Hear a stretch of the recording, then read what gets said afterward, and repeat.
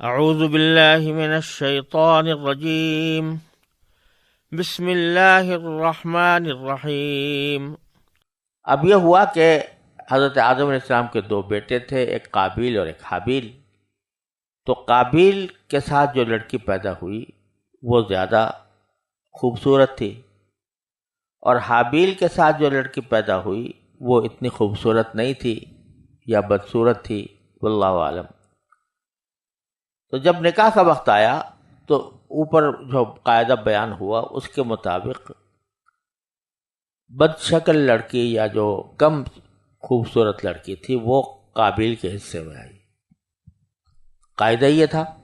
اس کے مطابق وہ اس کے حصے میں آ گئی، اور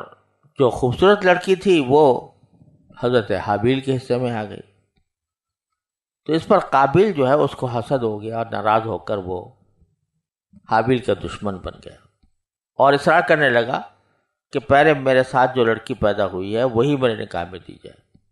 حضرت آدم علیہ السلام نے شرعی قاعدے کے موافق اسے قبول نہیں فرمایا، اور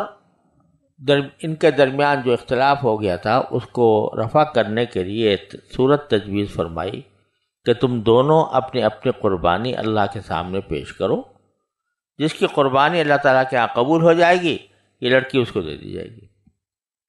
کیونکہ حضرت آدم علیہ السلام کو یقین تھا کہ قربانی اسی کی قبول ہوگی جس کا حق ہے، یعنی حابیل کی۔ اس زمانے میں قربانی قبول ہونے کی واضح دلیل یہ ہوا کرتی تھی کہ آسمان سے ایک آگ آتی تھی اور قربانی کے لیے جو چیز پیش کی گئی ہے اس کو کھا جاتی تھی، اور جس قربانی کو آگ نہ کھائے اور وہیں پڑی رہے تو یہ اس بات کی علامت ہوتی تھی کہ وہ قبول نہیں ہوئی۔ اب صورت یہ پیش آئی کہ حابیل نے کچھ وہ بھیڑ بکریاں پالا کرتے تھے، تو ان میں سے ایک اچھے دمبے کی قربانی حابیل سامنے پیش کر دی اللہ تعالیٰ کے بارگاہ میں۔ قابیل جو ہے وہ کھیتی باڑی کیا کرتا تھا، تو اس نے کچھ غلہ گندم وغیرہ لا کر وہ قربانی پیش کی۔ اب اللہ تعالیٰ کے دستور کے مطابق آسمان سے آگ آئی، حابیل کی قربانی کو کھا گئی، اور قابیل کی قربانی جوں کی توں پڑی رہ گئی۔ اس پر قابیل کو اپنی ناکامی کے ساتھ رسوائی کا غم و غصہ اور بڑھ گیا، تو اس سے رہا نہ گیا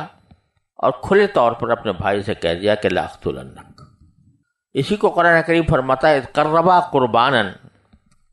جب دونوں نے ایک ایک قربانی پیش کی تھی، فتقبل من احدہما، تو ان میں سے ایک کی قربانی قبول ہو گئی، ولم یتقبل من الآخر، اور دوسرے سے قبول نہ ہوئی۔ جب قابیل کی قربانی قبول نہ ہوئی تو اس نے کہا قال لاقتلنک، میں ضرور تمہیں قتل کروں گا۔ قال انما یتقبل اللہ من المتقین، حابیل نے جواب میں ایک اصولی بات کہی اور یہ کہا کہ اللہ تبارک و تعالی جو قبول فرماتے ہیں وہ ان کی فرماتے ہیں جو متقی ہوں، ان لوگوں کی قربانی قبول فرماتے ہیں جو متقی ہوں۔ کیا معنی؟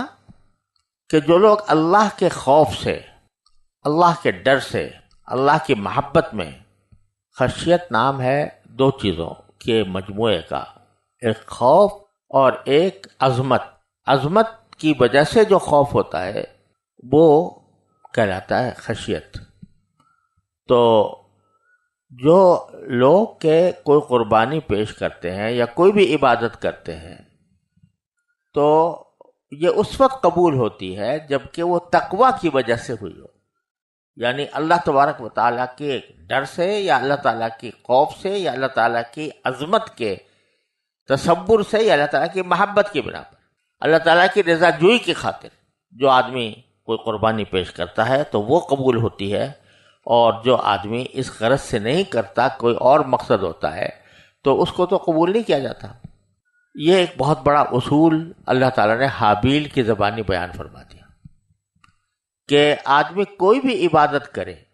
چاہے وہ جسمانی عبادت ہو چاہے مالی عبادت ہو، جب تک اس کی اصل وجہ اللہ تعالیٰ کی رضا جوئی نہ ہو اللہ تعالیٰ کی خوشنودی کا حصول نہ ہو، اس وقت تک اللہ تعالیٰ کے ہاں وہ قبول نہیں ہوتی۔ اور اسی لیے ہمارے بزرگوں میں، ہمارے جو اکابر گزرے ہیں، جو اولیاء اللہ گزرے ہیں، ان کو ہر وقت یہ کھٹکا رہتا تھا کہ میں جو عمل کر رہا ہوں آیا یہ تقویٰ کی وجہ سے ہے کہ نہیں، اور اس وجہ سے میرا عمل قبول ہوگا یا نہیں ہوگا۔ حافظ ابن کثیر رحمۃ اللہ علیہ نے اس آیت کی تفسیر میں متعدد بزرگوں کے ایسے واقعات نقل کیے ہیں۔ وہ فرماتے ہیں کہ حضرت عامر ابن عبداللہ اپنی وفات کے وقت رو رہے تھے۔ لوگوں نے عرض کیا کہ آپ تو عمر بھر اعمال صالحہ اور عبادت میں مشغول رہے ہیں، پھر کیوں روتے ہیں؟ تو فرمایا تم یہ کہتے ہو اور میرے کانوں میں اللہ تعالیٰ کا یہ ارشاد گونج رہا ہے کہ انما یتقبل اللہ من المتقین، کہ اللہ اسی کی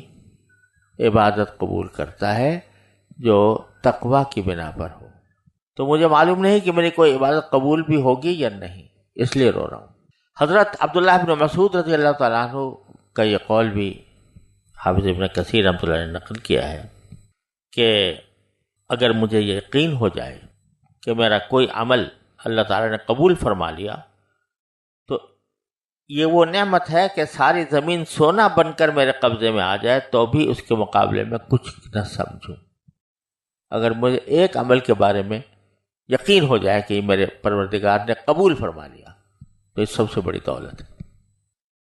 حضرت ابو الدرداء رضی اللہ تعالیٰ عنہ فرماتے ہیں کہ اگر یہ بات یقینی طور پر طے ہو جائے کہ میری ایک نماز اللہ تبارک تعالیٰ کے نزدیک قبول ہو گئی تو میرے لیے وہ ساری دنیا اور اس کی نعمتوں سے زیادہ ہے۔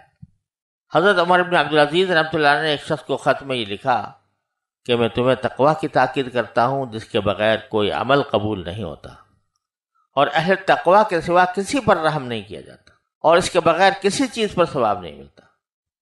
اس کا بعض کہنے والے تو بہت ہیں مگر عمل کرنے والے بہت کم۔